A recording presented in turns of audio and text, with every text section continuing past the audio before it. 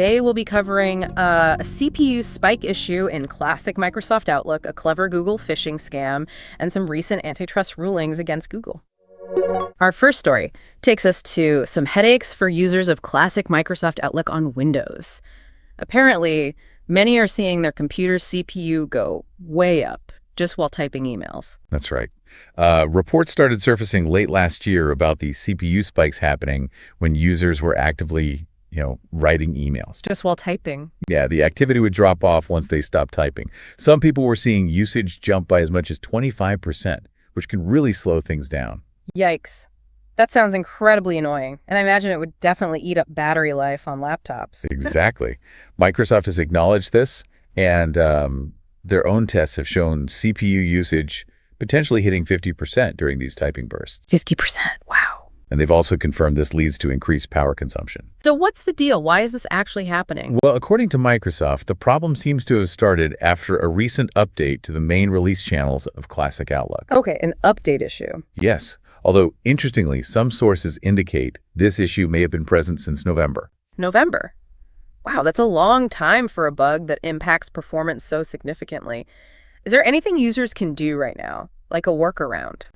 Microsoft and community members are suggesting a temporary fix, switching to the semi-annual channel for Office updates. Ah, the slower, more stable channel. Precisely. It's a more stable update schedule with fewer frequent feature changes.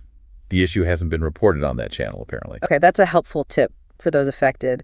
Have people tried figuring out if anything specific on their end is causing it, like add-ins or something? Yes, some people say they tried disabling add-ins, turning off hardware acceleration for graphics, and even spell check. But none of those seem to make a difference, unfortunately. So it really points to a problem with the Outlook software itself after this update. It seems so.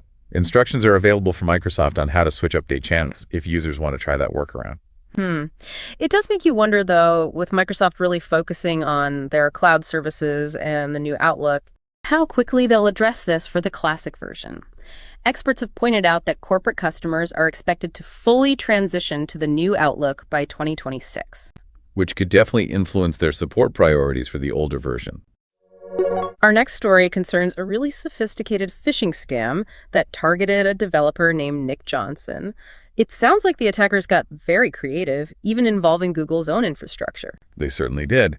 Johnson received what appeared to be a completely legitimate Google security alert email. Looked real. Totally. The from address looked right, and it even had Google's digital signature, making it appear authentic. That's what makes these kinds of attacks so effective. They look just like the real deal. What did this email want him to do?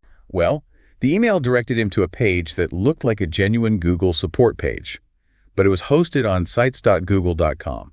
Ah, using a Google domain itself. Exactly. It asked users to upload documents or view a case. And those links, predictably, were not going to a helpful place. No, they led straight to a fake sign-in page designed to steal his Google account password. Ugh, that classic trick. But using a Google subdomain sites.google.com, that's a clever way to appear legitimate.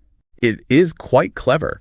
Johnson discovered that Google allows users to host websites on a google.com subdomain through Google Sites, and the attackers really took advantage of this. Make their fake support page look official.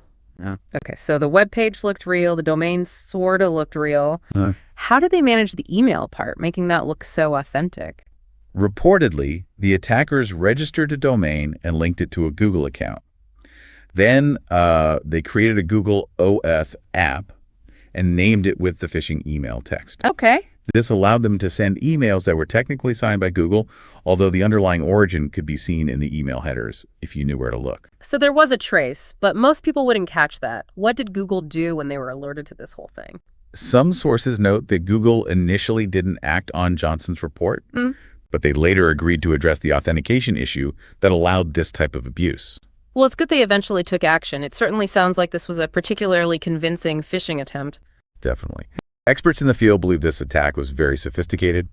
They're advising users to be extremely cautious about security alerts, even if they look like they're from familiar sources. Good advice. And studies have shown a rise in phishing attacks, exploiting legitimate platforms like Google Drive to send notifications with malicious links. It highlights a growing trend where attackers leverage the credibility of established platforms. Our final story takes us into the realm of big tech and antitrust, with Google facing yet another significant ruling against its business practices. Yes, a U.S. district judge has now ruled that Google holds an illegal monopoly in certain parts of the online advertising industry. That's another big one for them. It marks their second major antitrust loss in just over a year. The first one, if I recall, was about their dominance in the search market, wasn't it? Correct. This latest ruling comes from a case brought by the Justice Department and multiple states.